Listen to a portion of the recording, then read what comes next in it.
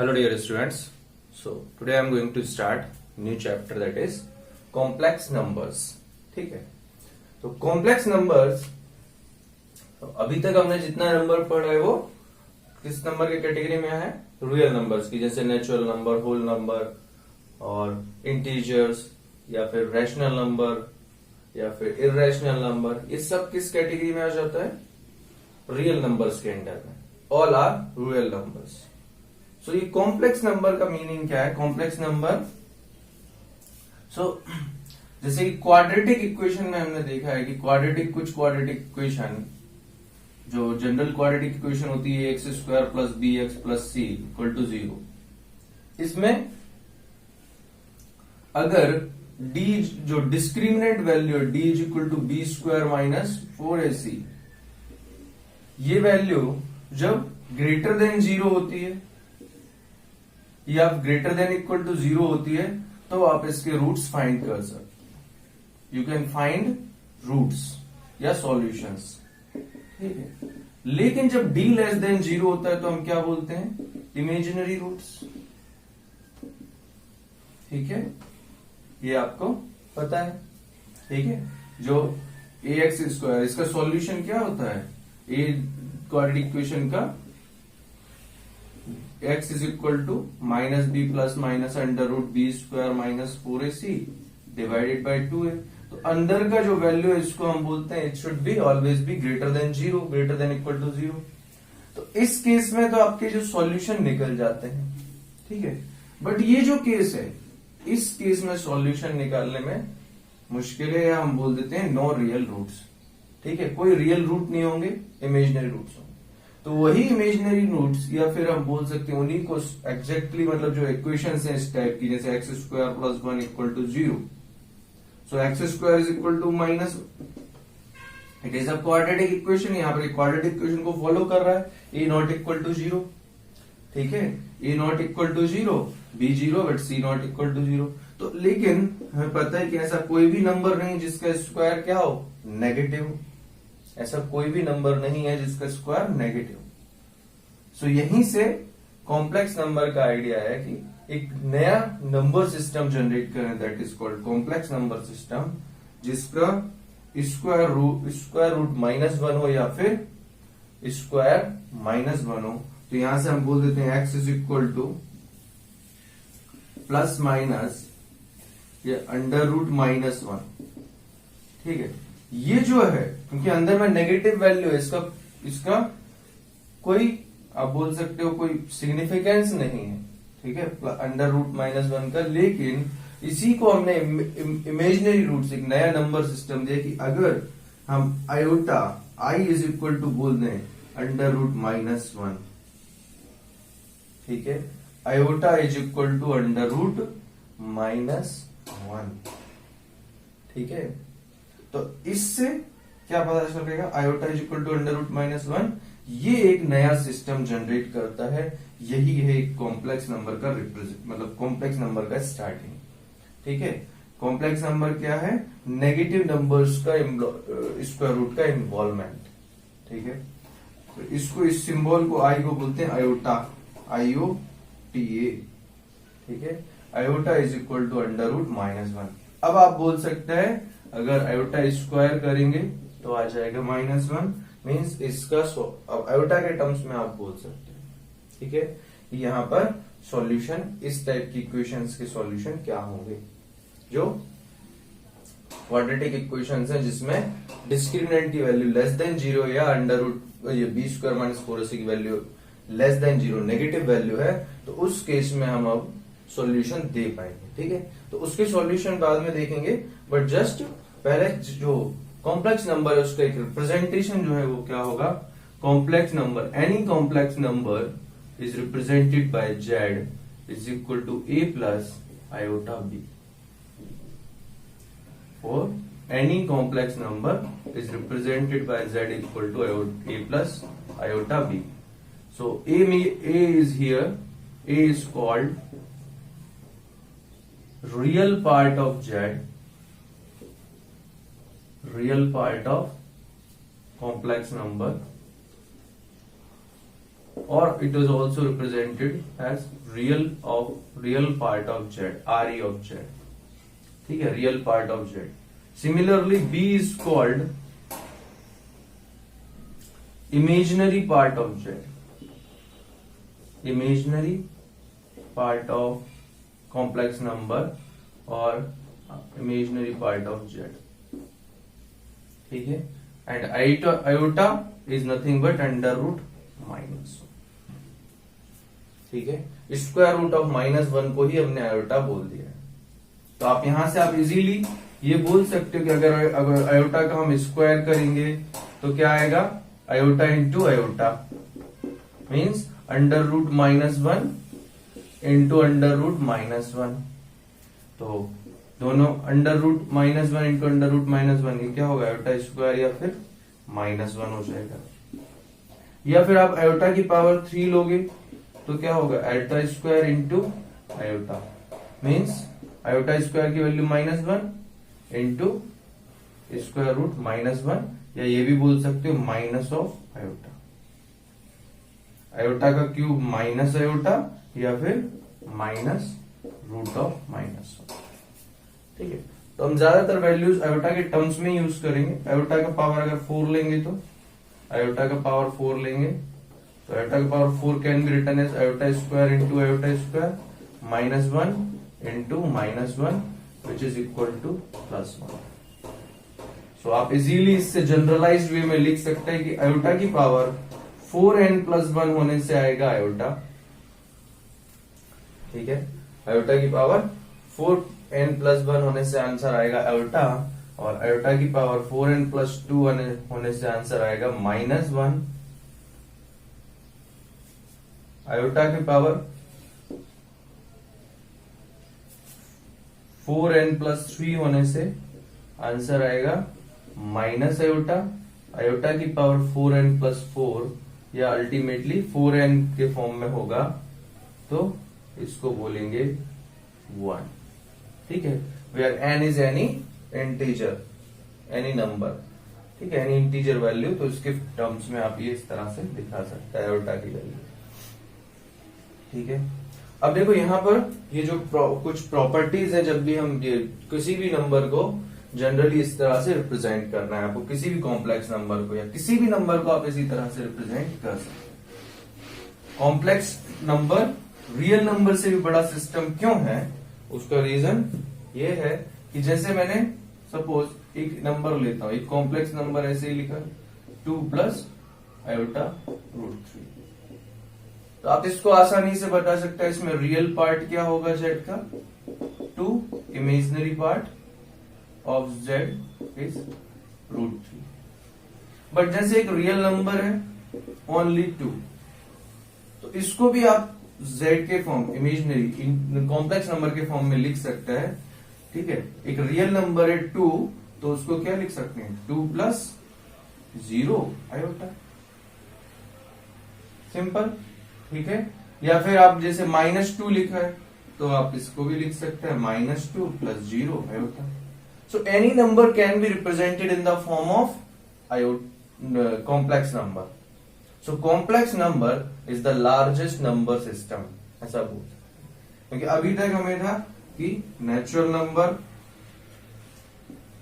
Number, whole number, rational number, integers, rational number, irrational number and इनसे बड़ा real. अब इससे भी बड़ा आ गया कॉम्प्लेक्स नंबर जेड ना, ये कॉम्प्लेक्स नंबर. ठीक है, क्योंकि इंटीजर्स को जेड से भी रिप्रेजेंट कर देते हैं, बट यहां पर ये जो जेड रिप्रेजेंटेशन है ये किसी भी कॉम्प्लेक्स नंबर को इस तरह से a plus iota b form में लिखने के फॉर्म में होगा. ठीक है, तो ये होंगे कॉम्प्लेक्स नंबर इस तरह से. ठीक है, अब इससे रिलेटेड कुछ प्रॉपर्टीज देखते हैं. So here we have algebra of complex numbers, that is कुछ प्रॉपर्टीज जो है क्लोजर लॉ. तो क्लोजर लॉ क्या है, sum of 2 complex number is always a complex number. मतलब कोई भी कॉम्प्लेक्स नंबर ले लो Z1 Z2, इनका एडिशन भी क्या होगा, अगर Z1 प्लस Z2 और Z2 दोनों कॉम्प्लेक्स नंबर है तो उनका एडिशन भी एक कॉम्प्लेक्स नंबर ही होगा। यही क्लोजर प्रॉपर्टी होगा। ठीक है, that is addition of two complex number is always a complex number. ठीक है, इस तरह से बोल सकते हैं। तो ये क्लोजर लॉ हो गया। कम्यूटेटिव लॉ क्या होगा? अगर Z1 प्लस Z2 उल्टा सीधा एक समान, ऐसा बोल सकते हैं। Z1 A plus B same as B plus A, similarly Z1 plus Z2 is same as Z2 plus Z1। Addition of complex number is always commutative. ठीक है, तो कम्यूटेटिव लॉ भी होगा। Then third associative law. Associative law क्या होता है? अगर 3 complex numbers हैं और 2 को पहले ऐड किया तो it is similar as, same as, पहले दोनों को ऐड कर दो फिर थर्ड को उसमें ऐड करो। ठीक है, फर्स्ट साइड। तो ये एसोसिएटिव लॉ होता है। तो इसी तरह से फोर्थ होगा एडिटिव आइडेंटिटी। तो additive identity for complex number is, जैसे नॉर्मल नंबर्स के लिए एडिटिव आइडेंटिटी क्या होती है? 0, मतलब 0 को ऐड करने से उस नंबर पर कोई फर्क नहीं पड़ता है।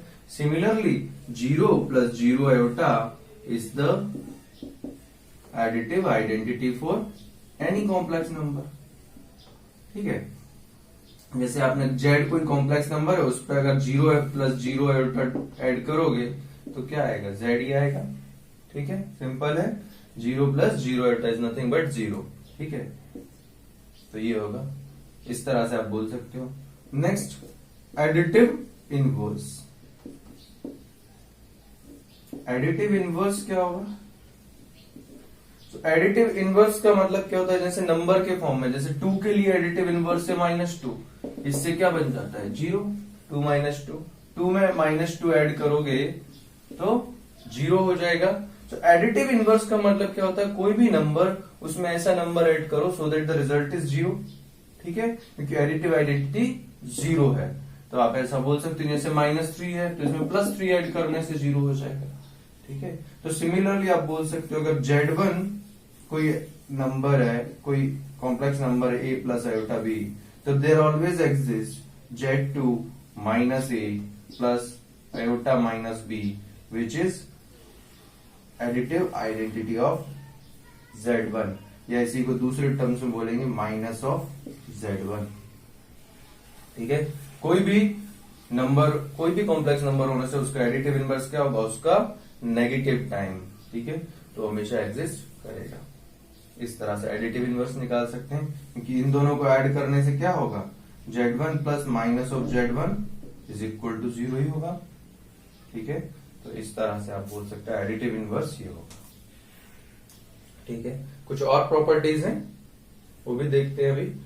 सो we have seen addition of 2 complex number. अभी देखो difference of 2 complex number. Difference of 2 complex number.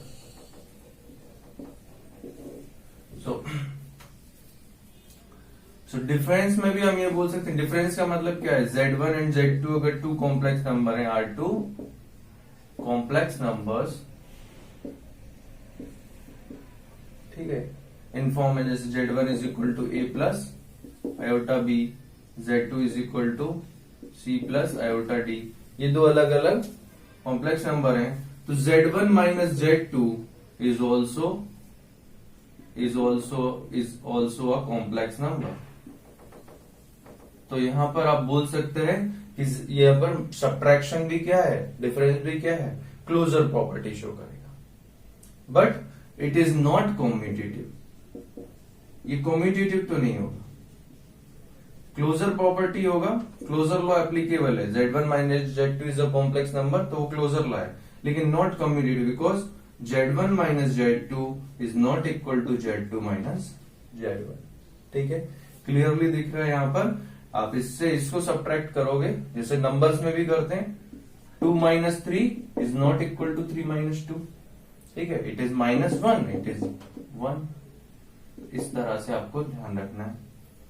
तो ये associative, it is not associative, ये एसोसिएटिव भी नहीं होगा, नॉट एसोसिएटिव। ठीक है, तो ये प्रॉपर्टीज होंगी difference of two complex numbers. अगर हम यहां पर ले लेते हैं next multiplication of two complex number, multiplication of two complex number, so आप बोल सकते हैं Z1 into Z2 is same as Z2 into Z1, means commutative law is applicable. Here multiplication is commutative and Z1 into Z2 is another Z. Product of two complex number is another complex number, so it is here closure law is also applicable. It follows closure law. Multiplication में closure law applicable है, commutative है. It is also associative, Z1 into Z2 into Z3 दोनों को पहले multiply किया फिर या फिर Z1 Z2 को मल्टीप्लाई किया फिर Z3 का मल्टीप्लीकेशन किया, सेम होगा. It is also associative. ठीक है, ठीक है. इस तरह से आप बोल सकते हैं मल्टीप्लीकेशन लिखेबल होगा, या मल्टीप्लीकेटिव आइडेंटिटी भी यहां पर एग्जिस्ट करेगा. ठीक है, मल्टीप्लीकेटिव आइडेंटिटी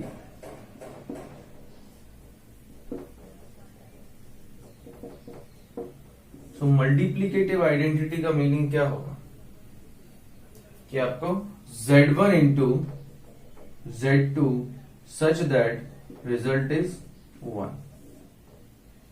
ठीक है, मल्टीप्लीकेटिव आइडेंटिटी.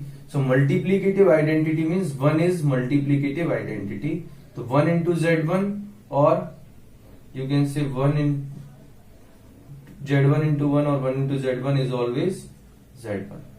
ठीक है, तो मल्टीप्लीकेटिव आइडेंटिटी क्या होगी? 1 ही होगी. 1 से किसी भी नंबर में, या 1 प्लस आप इस तरह से लिख सकते हैं 1 plus 0 iota is the multiplicative identity.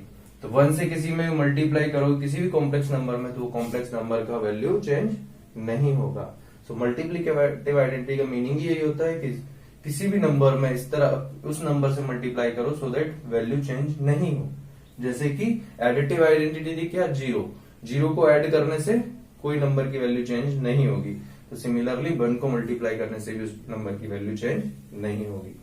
ठीक है, तो इस तरह से ये प्रॉपर्टीज देख सकते हैं. For any complex number z को a plus iota b, there exist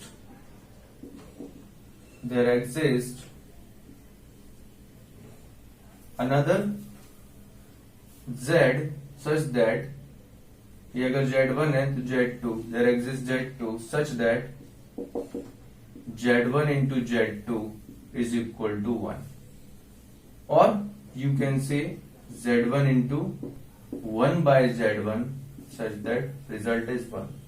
इस Z1 ये जो Z2 है इसका वैल्यू क्या होगा? It is a upon a square plus b square plus iota minus b upon a square plus b square. ठीक है, तो ये वो है, ये जो Z2 है ये वो कॉम्प्लेक्स नंबर है जिसका मल्टीप्लीकेशन यहां करने से रिजल्ट 1 आएगा.